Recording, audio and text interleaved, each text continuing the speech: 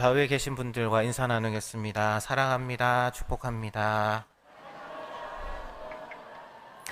예. 이제 2025년 이제 한 해의 마지막 주일을 저희들이 맞이했습니다. 한 해를 돌아보면 참 우리는 많은 말들을 듣고 이제 살아왔습니다. 연초에는 이제 새해 계획이라든지 아니면 다짐의 말들이 넘쳐났고, 그다음 SNS나 여러 가지 매체에서는 수많은 그런 의견들이 쏟아졌습니다.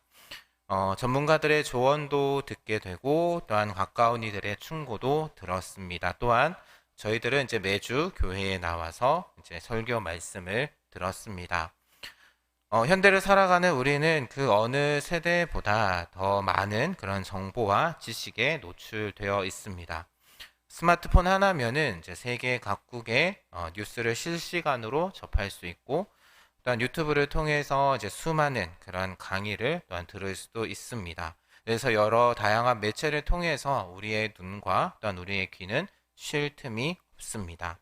그러나 문제는 이 모든 말들이 우리 안에서 어떤 열매를 맺고 있느냐라는 것이죠. 한 해를 마무리하는 이 시점에서 우리는 우리 자신에게 정직하게 물어봐야 할 것입니다. 이렇게 많은 말들 가운데 우리는 과연 무엇을 진짜 하나님의 음성으로 들었을까요? 1년 동안 52번의 이제 주일 예배를 드렸다면 최소한 52편의 그런 설교를 들었을 겁니다. 그러면 그 말씀들을 우리는 어떻게 받아들였을까요? 혹시 하나님의 말씀조차도 그저 좋은 이야기 정도로만 받아들이고 있었던 것은 아닌지요? 감동적이긴 한데 내 삶과는 별개인 또한 그런 말씀으로 듣고 계시지는 않으셨습니까? 솔직히 고백하자면 우리는 때로는 설교를 들으면서도 마음 한편으로는 오늘 점심에 뭐 먹지? 오늘 저녁에 뭐 먹을까? 라고 생각을 하거나 아니면은 이번 주 일정을 떠올리시지는 않으셨는지요? 말씀이 선포되는 그 순간에도 우리의 생각은 어떨 때는 이미 예배당 밖을 배회하고 있을 때가 많습니다. 그리고 또한 설교가 끝나고 교회 문을 나서면 얼마 전, 또 30분 전에 들었던 그 말씀이 벌써 희미해지기 시작합니다. 한 해를 마무리하며 이제 새해를 준비하는 이 시기에 오늘 본문은 우리에게 또한 가장 중요한 질문을 던집니다. 바울은 데살로니가 교회 성도들에게 깊은 감사를 전하는데요. 그 감사 이유가 바로 그들이 말씀을 어떻게 받아들였는가에 있기 때문입니다. 그러니까 새해를 맞이하기 전 우리는 이 본문을 통해서 참된 믿음이 무엇인지, 일단 그 믿음이 우리의 삶에 어떤 변화를 가져오는지 다시 한 번 더 점검해 볼 필요가 있습니다. 그래서 데살로니가 교인들이 보여준 그 말씀에 대한 태도는 오늘날 우리에게도 도전이 되고 또한 새해를 준비하는 우리에게 영적인 방향을 재정립하는 그러한 나침반이 될 줄로 믿습니다. 먼저 오늘 바울은 오늘 말씀에서 쉬지 않고 하나님 앞에 끊임없이 하나님 앞에 감사한다라고 고백을 하고 있습니다. 그런데 바울의 감사는 좀 특별합니다. 그냥 한순간의 감정이 아니라 계속해서 끊임없이 마음에서 우러나오는 감사였던 것이죠. 그렇다면 왜 그렇게 감사할 수 있었을까요? 바로 데살로니가 교인들이 복음을 받아들인 방식이 달랐기 때문입니다. 저희들도 한 해 동안 또한 매주마다 많은 말씀들을 듣습니다. 주일마다 또한 수요일마다 또한 금요 기도회 그리고 때로는 새벽 기도회까지 우리는 말씀을 들었습니다. 그런데 데살로니가 교인들은 바울과 그 동역자들이 전한 그 말씀을 듣고 그냥 저 사람들 참 좋은 말씀을 하시네 라고 하면서 그것으로 끝내지 않았습니다. 그들은 사람의 말이 아니라 또한 바울과 동역자들이 전한 그 말을 사람의 말이 아니라 진짜 하나님의 말씀으로 받아들였다라고 오늘 바울은 평가하고 있습니다. 여기서 중요한 것은 이것이 단지 그냥 머리로만 맞아 이것이 하나님의 말씀이야 라고 그렇게 인정하는 수준이 아니었다라는 것이죠. 우리도 때로는 설교를 들으면서 고개를 끄덕입니다. 물론 이제 졸려서 그럴 때도 있겠지만 참 맞는 말씀이야. 참 옳은 말씀이야. 라고 하면서 동의의 뜻으로 고개를 끄덕입니다. 그런데 혹시 거기서 끝나지는 않으시는지요? 교회의 문을 나서면 그 말씀이 나와 상관없는 그런 이야기로, 그런 말씀으로 되어버리지는 않으십니까? 하지만 데살로니가 교인들은 달랐습니다. 그 말씀이 그들 안에 살아 움직였던 것입니다. 실제 역사했던 것이고 생명력이 있었다라고 바울은 이야기를 하고 있는 것입니다. 그러니까 똑같은 하나님의 말씀을 들어도 우리가 그것을 어떻게 받느냐에 따라서 효력이 완전히 달라집니다. 어떤 사람은 좋은 가르침이네, 참 지혜로운 조언입니다 라고 그 정도로만 듣습니다. 마치 교양 강의를 듣듯이 또한 자기 계발서를 읽듯이 말씀을 접합니다. 그런데 어떤 사람은 하나님의 말씀이 하나님께서 직접 나에게 말씀하시는구나 라고 하면서 그 하나님의 말씀을 받는 것입니다. 바로 데살로니가 성도들의 모습이 바로 그러했다라는 것이죠. 그러니까 그들에게 복음은 단순한 정보가 아니라 바로 삶을 송두리째 바꾸는 그런 하나님의 능력이 되었던 것입니다. 2025년 한 해 동안 우리가 들은 수많은 말씀들을 한번 생각해 보시기를 바랍니다. 저와 여러분은 어느 쪽이었습니까? 말씀이 우리 안에 정말 살아 움직였습니까? 아니면 그저 귀로 듣고 잠시 감동받다가 일상으로 돌아가면 잊어버리지는 않으셨는지요? 그러니까 새해를 앞두고 우리는 이 질문 앞에 정직하게 서야 할 것입니다. 그렇다면 데살로니가 교회 성도들이 정말 말씀을 그 바울과 동역자들이 전한 그 복음을 하나님의 말씀으로 받았다라는 증거가 무엇일까요? 바울은 구체적으로 그 증거들을 이야기를 합니다. 바로 데살로니가 교인들이 유대에 있는 하나님의 교회를 닮아갔다라는 것이죠. 그렇다면 어떤 면에서 닮아갔다라는 것일까요? 외형적인 그런 예배 형식이나 교회의 조직을 닮은 게 아니었습니다. 똑같이 자기 동족들에게 핍박받고 고난당한 것에 닮아간 것입니다. 어떻게 보면 참 놀라운 말씀이죠. 진짜 믿음의 그 증거가 평안 아니면 그 받은 복이 아니라 고난과 핍박으로 나타났다라고 말씀하고 있기 때문입니다. 우리는 한 해를 돌아보는 이 시점 가운데 올해는 내가 이런 복을 받았고 이런 저런 은혜를 받았다라고 많이들 이야기를 하실 겁니다. 승진했다. 또한 내가 사업이 잘 되었다. 참 그동안 많이 아팠었는데 건강이 회복되었다. 이런 것들로 이제 하나님의 은혜를 증명하려고 합니다. 물론 이런 것들 정말 감사한 일이고 하나님께서 저와 여러분에게 주신 복이 맞습니다. 하지만 오늘 본문은 다른 각도에서도 우리의 신앙을 점검하게 합니다. 이 당시 그러니까 초대 교회의 보편적인 경험은 바로 고난과 핍박이었습니다. 예수님을 믿는다라는 그 이유로 가족에게도 버림받고 또한 직장도 잃고 사회에서 배척당했습니다. 그럼에도 불구하고 이들은 믿음을 지켰던 것이죠. 오히려 고난이 이들의 신앙이 진짜다라는 것을 표시했던 것입니다. 왜일까요? 이들은 이득을 얻으려고 또한 사회적인 그런 체면 때문에 믿음을 가진 것이 아니었습니다. 예수님을 믿으면 어떻게 생각하면 본인에게는 손해였던 것이죠. 그런데도 예수님을 믿었다라는 것은 그들이 정말로 하나님의 말씀이 진리였다라는 것을 확신했다라는 그러한 의미입니다. 그러니까 모든 것을 잃을 각오로 하나님의 말씀을 붙들었다라는 것이죠. 올 한 해 동안 우리는 어떠했습니까? 우리의 신앙은 어떤 시험을 통과했습니까? 혹시 신앙생활이 편할 때만, 또한 나에게 유익할 때만, 또한 다른 사람들이 볼 때에만 말씀을 붙들고 계셨던 것은 아닌가요? 손해를 보는 일이 생기거나 아니면 불편한 상황이 오게 되면 우리는 말씀보다 또한 세상의 방식을 먼저 선택하지는 않으셨습니까? 데살로니가 교회 교인들이 유대 교회와 같은 그런 경험을 한다라는 것은 단순히 불행이 겹쳤다라는 것만을 의미하지는 않습니다. 이것은 그들의 믿음이 진짜 기독교 공동체의 그런 신앙과 본질적으로 같았다라는 증거였습니다. 그들은 예루살렘에서 시작된 그 복음의 말씀, 그래서 사도들이 전한 그 복음의 말씀을 똑같이 받아들였고 똑같이 살아냈습니다. 거리는 멀리 떨어져 있었지만 그들의 신앙은 하나로 연결되어 있었던 것이죠. 한 해를 마무리하면서 우리도 이 같은 질문을 던져봐야 합니다. 우리의 신앙, 우리의 그 신앙은 성경에 있는 그 믿음의 선배들과 본질이 같은 것입니까? 우리가 믿는다라고 고백하는 그 믿음이 초대 교회의 성도들이 목숨 걸고 지켰던 그 믿음과 같은 것인가요? 아니면 우리는 그저 편안하고 안전한 범위 안에서만 신앙생활을 하고 있지는 않습니까?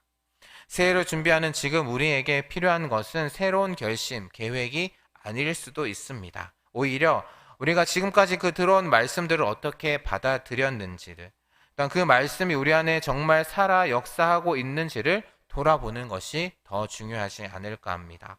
데살로니가 교회 교인들처럼 우리도 사람의 말이 아닌 하나님의 말씀으로 받아들일 때에 그 말씀이 바로 우리의 삶을 변화시키는 그러한 능력이 될 줄로 믿습니다. 이어서 바울은 우리의 시선을 좀 다른 곳으로 돌립니다. 이제 그 고난을 일으킨 사람, 그러니까 초대 교회에게 고난과 핍박을 주었던 사람들, 또한 복음을 대적하는 유대인들에 대해서 말하기 시작합니다. 사실 바울 자신도 유대인이었죠. 그런데도 그는 복음을 거부하는 그런 자신의 동족의 죄를 분명히 짚어냅니다. 그들이 무엇을 했습니까? 예수님을 십자가에 못 박아 죽였습니다. 또한 그 전에도 하나님께서 보내신 선지자들을 죽였죠. 그리고 또한 복음을 전하는 사도들을 쫓아내고 핍박하고 또한 죽였습니다. 그래서 그들은 하나님을 기쁘시게 하지 못하였고 모든 사람의 적이 되었다라고 오늘 바울은 이야기를 하고 있습니다. 이 말씀은 유대인들의 죄가 얼마나 깊고 또한 심각한지를 드러내고 있습니다. 그러니까 그들의 죄는 그냥 어느 한순간의 실수가 아니었다라는 것이죠. 예수님을 십자가에 못 박은 것, 또한 선지자들을 죽인 것, 또한 사도들을 핍박한 것, 이 모든 것이 하나로 이어진 그런 것이었습니다. 그들은 계속해서 반복적으로 또 하나님께서 보내신 선지자, 메신저들을 거부하였고 대적해 왔던 것이죠. 하나님께서는 한 번으로 그치지 않으셨습니다. 선지자들을 통해서 그들에게 말씀하셨고 그 아들을 보내셨고 사도들을 보내셨음에도 불구하고 유대인들은 매번 같은 반응을 보였습니다. 듣기 싫은 말씀이 나오면 귀를 막았고 불편한 진리가 다가오면 전하는 자들, 그 말씀, 그 메시지를 전하는 자들을 공격했습니다. 이것이 바로 하나님을 대적하는 죄의 본질입니다. 한 해를 돌아보면 우리에게도 똑같은 패턴이 있지 않았나라는 생각을 해봅니다. 어떤 말씀 앞에서는 우리가 순순히 순종합니다. 그런데 어떤 말씀 앞에서는 슬그머니 피해가지는 않으셨는지요? 하나님의 음성이 들려올 때에 내 마음에 드는 말씀일 때는 기뻐하며 그 말씀을 아멘으로 받아들이지만 내 생각과 다르거나 나를 불편하게 하는 그런 요구를 할 때는 들은 척 만 척 하면서 넘어가신 적은 없으신가요? 유대인들처럼 노골적으로 하나님을 거부하지는 않았을지는 몰라도 우리도 은근히 또한 교묘하게 하나님의 말씀을 피해갈 순간들이 있으셨을 겁니다. 나중에 순종하겠습니다 라고 하면서 미루거나 저의 상황은 좀 다릅니다 라고 하면서 예외를 만들거나 정말 그 말씀의 의미가 정말 그런 건가요? 라고 하면서 해석을 바꾸려고 했던 순간들 말이죠. 바울은 여기서 더 심각한 이야기를 합니다. 유대인들의 죄악이 이제 정점에 이르렀다라고 이야기를 하고 있습니다. 그들이 무슨 일을 했습니까? 이방인들에게 복음이 전해져서 구원받는 것을 막았다라고 바울은 이야기를 하고 있습니다. 자기들만 하나님의 백성이다라고 그렇게 생각하면서 다른 사람들이 구원의 소식을 듣고 하나님께 나아오는 것, 그것을 적극적으로 방해하고 있다라고 이렇게 이야기를 하고 있는 것이죠. 어떻게 보면 이것이야말로 정말 가장 큰 죄가 아닐까 합니다. 왜냐하면 그것은 바로 하나님의 구원 계획 자체를 정면으로 거스르는 그러한 행위이기 때문입니다. 하나님은 자신이 택하신 모든 사람이 구원받기를 원하십니다. 그래서 복음을 온 세상에 전하라고 그렇게 명령하셨던 것이죠. 그런데 유대인들은 바로 그 길을 막아서고 있었던 것입니다. 남이 구원받는 것을 방해하는 것, 또 하나님의 계획을 방해하는 것, 이보다 더 큰 죄가 어디 있을까요?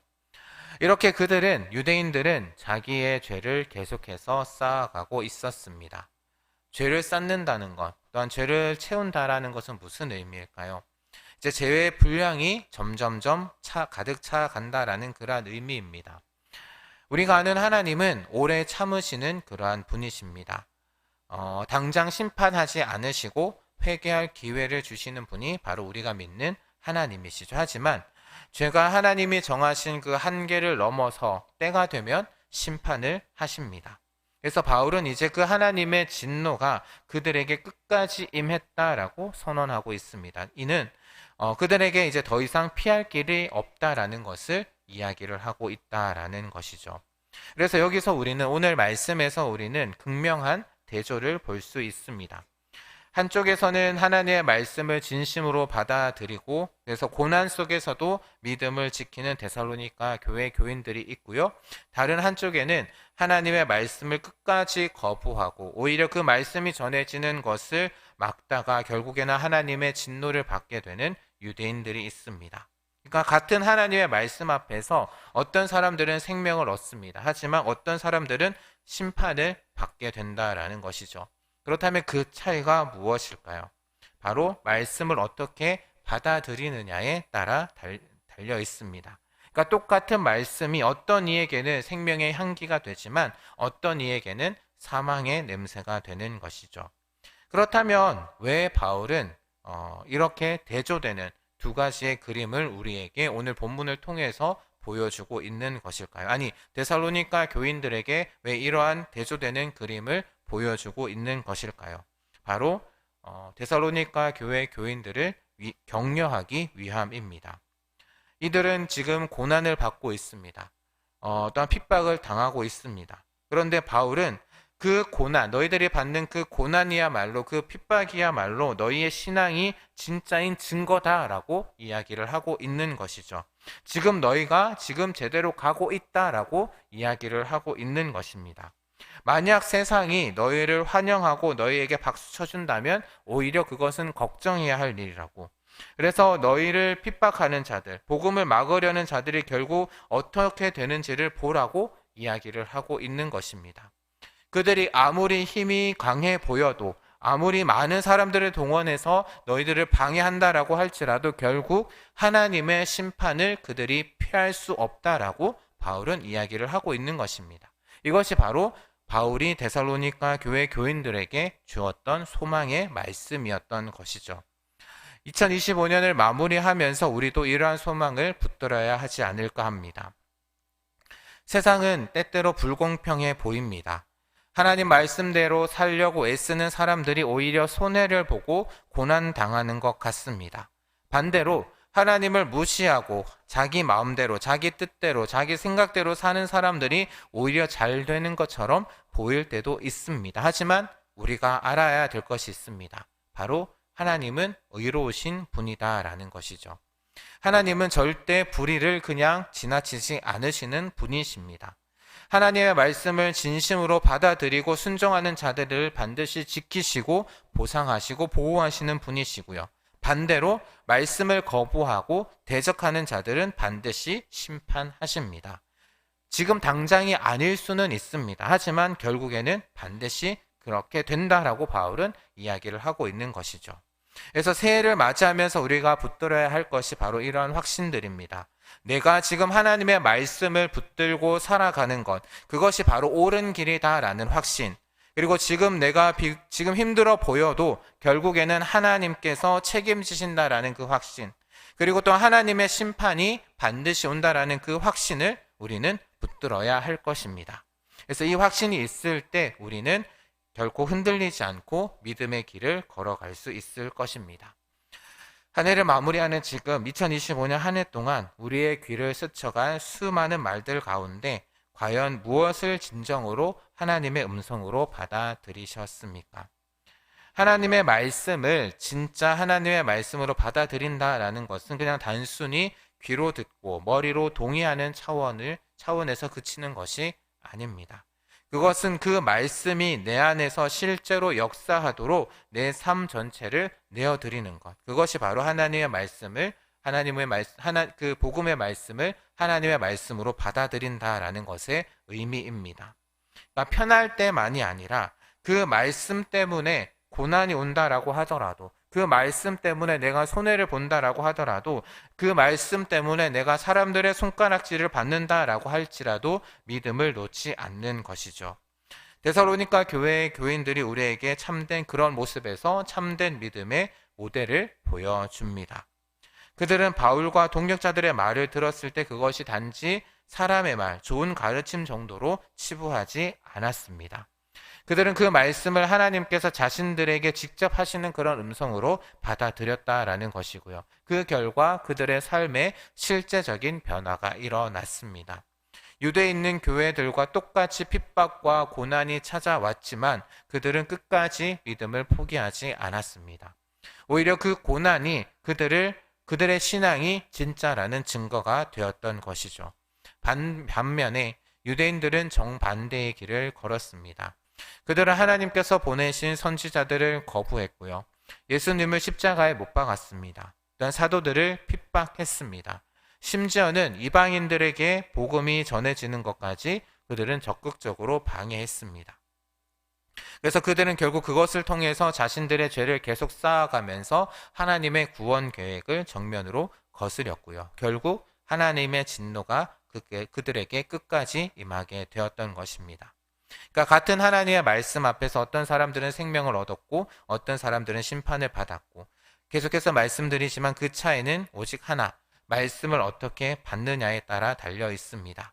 그래서 우리는 한 해를 돌아보며 정직하게 우리 자신에게 물어봐야 합니다. 지금 나는 어디에 서 있는가? 1년 동안 우리가 들은 52주간의 설교 말씀들, 아니 그보다 더 많은 말씀들, 또한 말씀 묵상들, 또한 삶의 순간순간들마다 들려오는 그러한 음성들을 우리는 어떻게 받아들이셨는지요? 그 말씀들이 정말 우리 안에서 살아 움직이며 우리의 생각과 판단과 선택과 행동을 바꾸었습니까? 아니면 그저 감동적인 이야기, 좋은 교훈 정도로만 남아 있습니까? 편한 말씀은 쉽게 받아들이지만 불편한 말씀 앞에서는 고개를 돌리지는 않으셨는지요? 내 욕심을 내려놓으라는 그 말씀, 원수를 용서하라는 그 말씀, 내 뜻이 아닌 하나님의 뜻을 구하라는 그 말씀 앞에서 침묵으로 거부하지는 않으셨습니까? 유대인들처럼 노골적으로 하나님을 대적하지는 않았을지라도 미묘하게 하나님의 말씀을 선택적으로 받아들이며 살아오지는 않으셨는지요? 이제 며칠 후면 2026년 새해가 밝게 됩니다. 그래서 새해를 맞이하기 전 우리는 분명한 결단이 필요합니다. 바울이 데살로니가 교인들에게 끊임없이 감사드린 이유는 그들을 칭찬하기 위함이 아니었습니다. 바울은 그들을 통해서 참된 믿음이 무엇인지, 말씀을 올바르게 받아들이는 것이 어떤 의미인지를 우리들에게 보여주고 있습니다. 하나님의 말씀을 진짜 하나님의 말씀으로 받을 때 그 말씀은 우리 안에서 능력으로 역사합니다. 그 말씀은 단순한 정보 또한 지식을 넘어서 우리의 삶을 송두리째 변화시키는 하나님의 능력이 됩니다. 그래서 어떤 고난과 어떤 핍박이 찾아온다라고 할지라도 그 말씀이 우리를 지켜줄 것이고요. 흔들리지 않게 붙들어 줄 것이고요. 결국에는 승리에 이르게 할 것입니다. 다가오는 2026년 새해 우리 청천교회 모든 성도님들이 데살로니가 교회 교인들과 같은 그러한 믿음으로 하나님 말씀 앞에서는 성도님들 되시기를 주님의 이름으로 부탁드립니다. 그래서 새해에 듣게 될 그런 설교 말씀들, 또한 매일 아침 펼쳐지게 될 그런 성경 말씀을, 또한 일상의 크고 작은 순간들 속에 들려오는 그런 하나님의 음성을 진짜 하나님의 말씀으로 받아들이면서 어떠한 고난과 어떤 핍박 가운데서도 하나님을 붙들고 승리하는 삶을 살아가는 우리 모든 정천교회 성도님들 되시기를 주님의 이름으로 축복합니다.